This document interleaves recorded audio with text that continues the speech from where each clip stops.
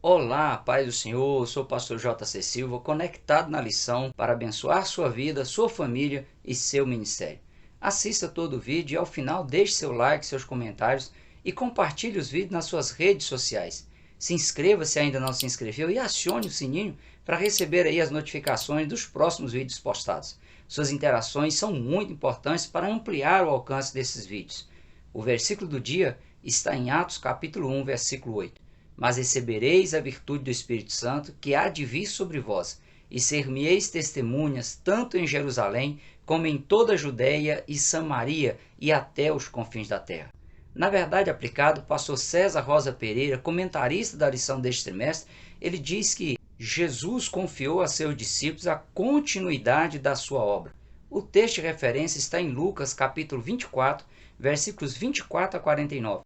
Este texto narra encontros que Jesus teve com seus discípulos após a sua ressurreição, nos quais Jesus aproveitou para comprovar a sua ressurreição, tranquilizá-los de que tudo o que acontecera com ele era simplesmente o cumprimento das profecias sagradas, esclarecer pontos das Escrituras que os discípulos não haviam assimilado, fortalecer os discípulos e comissioná-los a dar sequência à obra de evangelização mundial iniciada por Jesus em seu ministério terreno.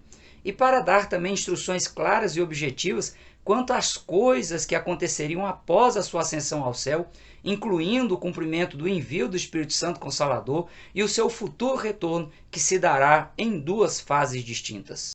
Tanto em seu ministério terreno quanto nos 40 dias entre a sua ressurreição e a sua ascensão ao céu, Jesus evidenciou uma preocupação muito forte em instruir seus discípulos. E para isso, Jesus investiu tempo em momentos a sós com eles, a fim de prepará-los para a grande comissão que seus discípulos teriam que realizar, de forma a transferir para a igreja primitiva e à sequência da igreja primitiva o grande legado construído por Jesus na concretização do plano de salvação da humanidade.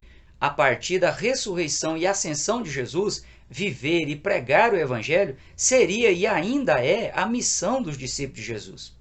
A promessa do Espírito Santo, de uma forma direta e plena, ela foi feita por Deus por intermédio do profeta Joel, como uma forma de capacitação especial aos seus servos e suas servas, a exemplo do que ocorreu de forma isolada com os profetas no Antigo Testamento. Em João capítulo 14, versículos 17, 18 a parte A e 19, Jesus prometeu dizendo: o Espírito da verdade, que o mundo não pode receber, porque não o vê, nem o conhece, mas vós o conheceis, porque habita convosco e estará em vós, não vos deixarei órfãos. Aquele Consolador, o Espírito Santo, que o Pai enviará em meu nome, vos ensinará todas as coisas e vos fará lembrar de tudo quanto vos tenho dito. Jesus também fez questão de enfatizar que a sua morte, sua ressurreição e ascensão era necessária para que o Espírito Santo ele fosse concedido aos discípulos. No Evangelho de João, capítulo 16, versículos 7 e versículos 13 a 15, Jesus disse: digo-vos a verdade, que vos convém que eu vá, porque se eu não for, o Consolador não virá a vós, mas se eu for, enviar-vos-ei. Quando vier aquele Espírito da verdade, ele vos guiará em toda a verdade, porque não falará de si mesmo, mas dirá tudo o que tiver ouvido e vos anunciará o que há de vir. Ele me glorificará, porque há de receber do que é meu e vos-lo há de anunciar. Tudo quanto o Pai tem é meu, por isso vos disse que há de receber do que é meu e vos-lo há de anunciar. A pessoa do Espírito Santo trata-se da terceira pessoa da Santíssima Trindade, que é o Espírito de Deus que pairava sobre a face das águas, lá em Gênesis capítulo 1, versículo 2. No Antigo Testamento, ele atuou em conjunto com o Pai e com o Filho, sendo que o Pai recebeu mais ênfase, já que diretamente estava falando por meio dos patriarcas, dos profetas e dos sacerdotes, para direcionar, para guiar tudo o que deveria ser feito. No Novo Testamento, o Espírito Santo ele atuou em conjunto com Jesus em seu ministério terreno, capacitando-o a realizar curas, libertar pessoas possessas de espíritos imundos e falar com uma autoridade diferenciada ao ponto de impressionar e imobilizar até mesmo seus acusadores.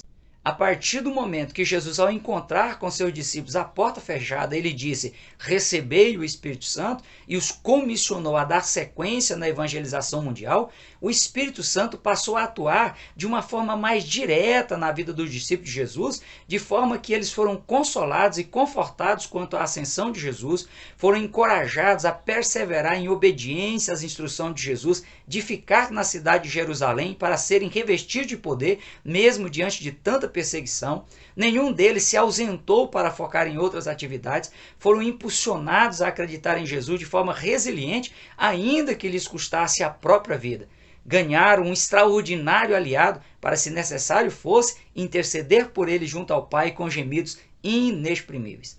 Com isso, deu-se início à dispensação da graça, que é também conhecido como dispensação do Espírito Santo, o período em que Deus ele fala à humanidade por meio da ação do Espírito Santo de Deus, que atua na vida da igreja coletiva, como da igreja individual, representada por cada cristão autêntico na face da terra. É por meio do Espírito Santo que Jesus ele está presente com os seus servos e suas servas a cada instante de suas vidas.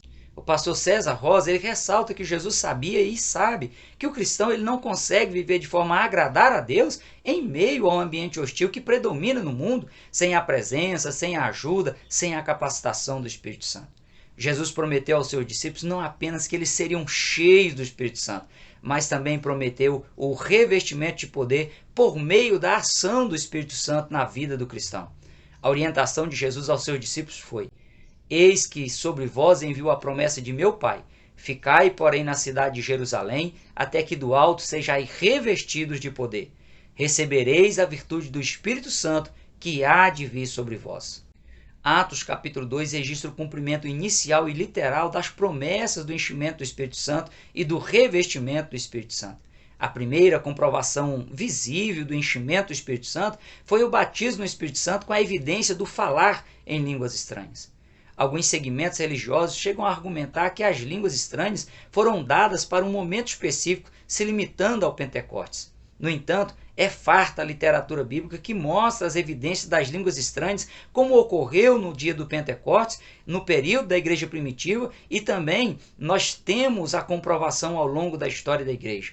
Trata-se aí, de acordo com a comprovação bíblica, de um dom sobrenatural e pode perfeitamente ser experimentado pela igreja de todos os tempos, em todas as situações e circunstâncias. Bastando apenas que a igreja busque o batismo no Espírito Santo, conforme explicitado nas Escrituras Sagradas, a exemplo do que ocorreu com os cristãos na igreja primitiva. O enchimento do Espírito Santo condiciona os cristãos a serem usados por Deus para operar milagres, a terem autoridade espiritual sobre as forças do mal, a terem a unção de Deus na propagação do Evangelho, no ensino das doutrinas sagradas, no discipulado e também sabedoria para administrar a obra de Deus na terra, além de condicionar o cristão a evidenciar em sua vida os dons sobrenaturais que são distribuídos pelo Espírito Santo de Deus. A partir de Atos capítulo 2, os discípulos eles foram usados por Deus com diferentes dons espirituais, bem como com os resultados promovidos pelo fruto do Espírito. Quanto ao revestimento do Espírito Santo recebido pelos discípulos no dia de Pentecostes, o revestimento condicionou os discípulos a terem resistência espiritual, proteção e força para avançar em busca da expansão da igreja, a enfrentar e resistir às oposições malignas nos mundos físico, material, emocional e espiritual, a se defender dos ataques externos do inimigo e a superar os desafios da jornada cristã. Há várias evidências no livro de Atos dos Apóstolos da continuidade da ação sobrenatural de Deus enchendo e revestindo seus servos e suas servas na igreja primitiva. E nós sabemos também que ao longo da história da igreja o mesmo aconteceu. As mesmas evidências de enchimento do poder de Deus e de revestimento do Espírito Santo de Deus continuará acontecendo até o momento em que a igreja ela for arrebatada por Jesus. O apóstolo Paulo ele acredita o sucesso e a manutenção do seu ministério, a ação sobrenatural de Deus, ao dizer que as armas da nossa milícia não são carnais, mas sim poderosas em Deus para a destruição das fortalezas. Outro fator importantíssimo lembrado pelo pastor César Rosa é que foi perceptível a mudança de vida dos discípulos. Além de pregarem com ousadia a palavra de Deus, eles passaram a priorizar em suas vidas a vontade de Deus de uma forma intensa, resiliente e verdadeira. Eles deram testemunhos que verdadeiramente eram discípulos de Jesus, de forma prática, de forma contínua, de forma resiliente. Pode-se afirmar que a qualidade de vida dos discípulos de Jesus mudou da água para o vinho a partir do momento que eles foram cheios e revestidos do Espírito Santo de Deus. Os discípulos passaram a evidenciar um estilo de vida cristã sustentável.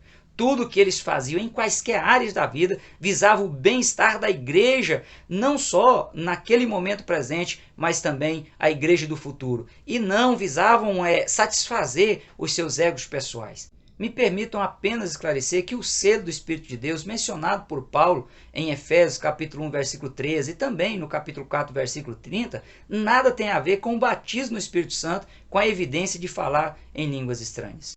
Uma pessoa é selada pelo Espírito de Deus no momento que ela se arrepende dos seus pecados, confessa, deixa, recebe Jesus como seu Senhor e seu Salvador e passa a viver em novidade de vida espiritual, física, material e emocional. Nem todo cristão autêntico ele será batizado no Espírito Santo. No entanto, para ser um cristão autêntico, para se encontrar na condição de salvo, só é possível se a pessoa estiver selada pelo Espírito de Deus. O selo do Espírito de Deus na pessoa é a garantia de que a pessoa ela é propriedade exclusiva de Deus. Quanto à grande comissão, ela iniciou com o próprio Cristo em seu ministério terreno, no qual Jesus ele deu o exemplo do que deveria ser feito para a expansão do reino de Deus e da forma como o reino de Deus ele deveria ser promovido na terra, para que a humanidade ela tivesse acesso ao conhecimento do plano de salvação oferecido e executado por Deus, ao ponto de a humanidade ser atraída e também transformada pelo Evangelho de Jesus Cristo. Jesus ele executou 2 experiências práticas, inicialmente enviando os 12 apóstolos e depois enviou 35 equipes de 2 pessoas para percorrer as aldeias, as cidades, anunciando o Evangelho, realizando cura, expulsando demônios por meio da autoridade delegada por Jesus a eles. Durante os 3 anos e meio do ministério de Jesus, Jesus trabalhou de forma intensa no treinamento prático com seus discípulos para que eles pudessem assumir a grande comissão e se transformassem em verdadeiros embaixadores do reino de Deus na terra para anunciar as verdades relacionadas com as boas novas de salvação à humanidade. O apóstolo Paulo ele lembra que os anjos eles ficaram encantados com a revelação de Deus à humanidade e com a autoridade dada por Deus aos seus servos e suas servas para ministrar as coisas que foram anunciadas pelo Espírito Santo. Os anjos eles até desejaram se envolver de uma forma mais profunda, mas Deus reservou essa grande comissão à igreja de Cristo na terra. Estando cheio e revestido do Espírito Santo, o ser humano ele tem condições de mostrar à humanidade a graça, a glória e o poder de Deus. O plano de salvação à humanidade ele se concretizou na vida, no ministério, na morte e na ressurreição de Jesus. No entanto, o objetivo de Deus é alcançar a humanidade na sua totalidade por meio da grande comissão. Em Mateus capítulo 28, versículos 19 e 20, a parte A, Jesus diz: Portanto, ide e ensinai todas as nações, batizando-as em nome do Pai, do Filho e do Espírito Santo, ensinando-as a guardar todas as coisas que vos tenho mandado. E em Marcos capítulo 16, versículo 15, Jesus complementou dizendo: Ide por todo o mundo, pregai o evangelho a toda criatura. Quem crer e for batizado será salvo, mas quem não crer será condenado. E no instante anterior à ascensão de Jesus, ele ressaltou dizendo: Ser-me-eis testemunhas, tanto em Jerusalém como em toda a Judéia e Samaria e até os confins da terra. É inquestionável que a grande comissão ela compreende a missão de fazer com que o evangelho ele ultrapasse as barreiras geográficas, culturais, raciais, ideológicas, partidárias, econômicas e temporais. A responsabilidade está sobre os ombros da Igreja de Jesus Cristo na terra e precisa ser cumprida a tempo e a contento, sempre preservando a integridade, a pureza do Evangelho de Jesus. Ciente de que a seara é o mundo, Jesus ele fez um apelo veemente dizendo: Grande é em verdade a seara, mas os obreiros são poucos. Rogai, pois, ao Senhor da seara que envie obreiros para a sua seara. É preciso que os cristãos evitem cometer o pecado de omissão que ocorre quando a pessoa pode exercer o chamado ministerial, tem conhecimento dos fatos que envolvem a sua necessidade de como fazê-los, mas se omite e as almas perecem. O pastor César Rosa ele mostra a estatística de que existem mais de 6.000 povos ainda não evangelizados no mundo. Cita também um dos maiores desafios missionários, que é a chamada Janela 1040, que abrange um território de aproximadamente 62 países, cujos sistemas políticos eles oferecem grande resistência à pregação do Evangelho. Mas além da grande seara, que compreende as terras remotas, as nações estrangeiras, é preciso um olhar atento para dentro do ambiente familiar, para as cidades que estão sendo impregnadas com o evangelho barato, que não transforma vidas, e para as igrejas locais, que muitas delas estão perdendo a força contra o pecado e se amoldando às inovações sem base bíblica teológica sustentável. Faço minha a oração de Jesus em Lucas capítulo 10, versículo 2, a parte B. Que o Senhor mande ceifeiros para a sua seara. Como também faço minha a oração do pastor César Rosa, que Deus levante nesta geração pessoas cujo coração queime com a mensagem do autismo e que haja disposição prática de levá-la às vidas carentes de salvação. Quanto ao Evangelho e à mensagem central, a mensagem do Evangelho pregada por João Batista, por Jesus, pelos apóstolos e pela igreja primitiva iniciou com um forte chamado ao arrependimento. Quando Jesus deu as últimas instruções aos seus discípulos, ele disse: assim está escrito, e assim convinha que o Cristo padecesse e ao terceiro dia ressuscitasse dos mortos, e em seu nome se pregasse o arrependimento e a remissão dos pecados em todas as nações, começando por Jerusalém. É impossível uma pessoa vir a ser transformada pelo Evangelho sem que haja arrependimento dos pecados cometidos e mudança do estilo de vida ímpia e imoral. Só é possível abraçar o Evangelho e ser transformado por ele se a pessoa sentir nojo, sentir repulsa do pecado e odiá-lo. E para que isso ocorra é preciso arrependimento. E arrependimento sincero, ele resulta em mudança radical de vida. O apóstolo Paulo ele foi enfático em afirmar que ele não se envergonhava do Evangelho de Cristo, pois ele é poder de Deus para a salvação de todo aquele que crê. Paulo ele tinha convicção de que, mesmo que o Evangelho fosse loucura para os que perecem, o Evangelho de Cristo também é poder de Deus para a salvação das pessoas que crê em Jesus. Mostrando a centralidade do Evangelho, o pastor César Rosa ele salienta que o verdadeiro Evangelho ele se resume à vida, ao ministério, à morte e à ressurreição de Jesus. Sempre que a mensagem do Evangelho for essencialmente cristocêntrica, haverá vidas libertas dos poderes das trevas e transformadas. Haverá curas, haverá avivamento, enchimento e revestimento do Espírito Santo. Quanto mais as pessoas tomarem conhecimento da revelação especial de Deus à humanidade por meio de Jesus Cristo, mais elas serão atraídas a Cristo para se relacionar com Ele de forma plena e abundante. Para terem aí os seus nomes escritos no livro da vida, estarem aptas a participarem do arrebatamento da igreja e terem acesso à eternidade com Jesus. Pois Jesus, Ele voltará. Essa é a mais sublime de todas as promessas feitas por Jesus à sua igreja, como também à nação de Israel. E ele cumprirá essa promessa integralmente em duas etapas. A primeira etapa da segunda vinda de Jesus também é mencionada na Bíblia como sendo o dia de Cristo, numa alusão ao dia no qual Jesus Cristo ele conclamará os santos a se apresentarem diante dele nos céus. Como bem reforça o pastor César Rosa, esse assunto ele tomou conta das páginas de todo o Novo Testamento e é conhecido dentro dos tratados teológicos como sendo uma doutrina escatológica, ou seja, faz parte das últimas coisas que vão acontecer.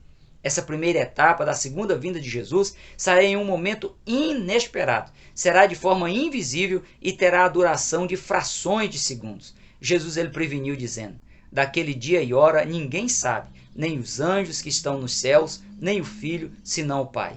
E como foi nos dias de Noé, assim será também a vinda do Filho do Homem. E não o perceberam, até que veio o dilúvio e os levou a todos. Assim será também a vinda do Filho do Homem.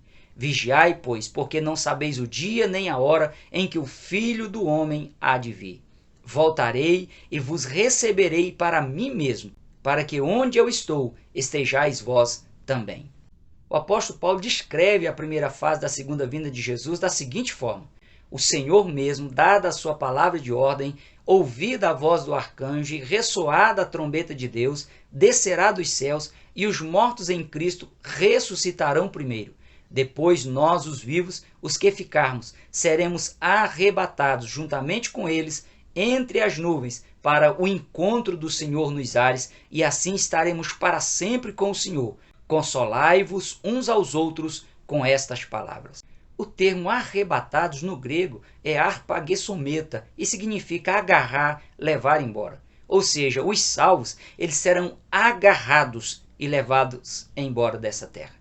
De acordo com 1 Coríntios capítulo 15, versículo 52, a primeira fase da segunda vinda de Jesus, ela terá a duração de frações de segundo e seu efeito será por toda a eternidade. Será o momento no qual Deus vai mostrar a diferença do que serve a Ele e do que não serve. Somente as pessoas obedientes à vontade de Deus, conforme expressa nas Escrituras Sagradas, serão envolvidas e participarão da primeira fase da segunda vinda de Jesus. A comprovação de que o arrebatamento da igreja ele ocorrerá a qualquer momento são os sinais anunciados por Jesus e que a cada dia aumentam em frequência e também em intensidade. Dentre os sinais da iminente volta de Jesus, o pastor César Rosa ele cita pestes em vários lugares, terremotos, fomes, falsos cristos, guerras e rumores de guerras, aumento da iniquidade e também o esfriamento do amor cristão. Em Lucas capítulo 21, versículo 28, Jesus disse: Ora, quando essas coisas começarem a acontecer, olhai para cima e levantai a vossa cabeça, porque a vossa redenção está próxima. A segunda etapa da segunda vinda de Jesus também é conhecida na Bíblia como o dia do Senhor, principalmente nos livros dos profetas menores que anunciaram o dia no qual Deus vai intervir para dar livramento à nação de Israel, para trazer os ímpios ao julgamento e destiná-los à destruição eterna. Em 2 Tessalonicenses capítulo 2, versículos 3 a 11, Paulo ele deixa claro que, posterior ao arrebatamento da igreja, o anticristo ele se manifestará, dominará o mundo no período da grande tribulação e arregimentará as nações para destruir a nação de Israel. No final da grande tribulação, Jesus virá acompanhado dos seus anjos e também acompanhado da igreja glorificada para livrar a nação de Israel, que vai estar cercada pelo anticristo e também pelo exército das nações aliadas do anticristo na batalha do Armagedon, no vale de Josafá, no sopé do Monte Megido. Portanto, essa segunda etapa ela será visível, já que o próprio Cristo ressurreto ele vai aparecer nos céus e vai pisar com seus pés sobre o Monte das Oliveiras. Será terrível para as pessoas ímpias aliadas do anticristo. Israel se converterá a Cristo e será salvo ao reconhecer que o Mashiach, que o Cristo era o ungido de Deus, que o Yeshua, que o Jesus era o Salvador e Redentor de Israel. Zacarias capítulo 12, versículo 10 diz: Sobre a casa de Davi e sobre os habitantes de Jerusalém derramarei o espírito de graça e de súplicas, e olharão para mim a quem traspassaram, e o prantearão como quem pranteia por um unigênito, e chorarão amargamente por ele, como se chora amargamente pelo primogênito. Após promover o livramento completo à nação de Israel e ser reconhecido por ela, Jesus ele vai realizar o julgamento das nações e fará a inauguração do reino milenial. O reino milenial terá a sede na cidade de Jerusalém e a assessoria de governo será realizada pela igreja glorificada. Com o desejado de todas as nações pessoalmente reinando na terra, a terra será cheia do seu conhecimento e da glória do Senhor. A igreja cristã ela sempre ocupou papel de destaque na história da humanidade, desde que foi fundada oficialmente por Jesus em Atos capítulo 2, e cabe à igreja o fundamental papel de evangelizar o mundo, promover alívio às pessoas que sofrem males físicos, emocionais, materiais e espirituais, por meio da utilização dos dons sobrenaturais distribuídos pelo Espírito Santo de Deus à igreja, apoiada nas promessas de Deus aos seus servos e suas servas fiéis e resilientes que estão na Bíblia Sagrada. E mesmo que a igreja ela esteja vivendo tempos difíceis, vendo proliferar inúmeras doutrinas heréticas fora do contexto bíblico das Escrituras, a igreja ela deve trabalhar incansavelmente para que o genuíno Evangelho de Jesus Cristo seja anunciado inalterado. Se prontifique como igreja de Jesus na terra a seguir todas as instruções de Jesus, a anunciar o Evangelho, as boas novas de salvação à humanidade e a aguardar a volta de Jesus, o arrebatamento da igreja. Maranata, ora vem, Senhor Jesus. Hoje nós ficamos por aqui. Até o próximo encontro, conectados na lição. Prossiga na paz do Senhor.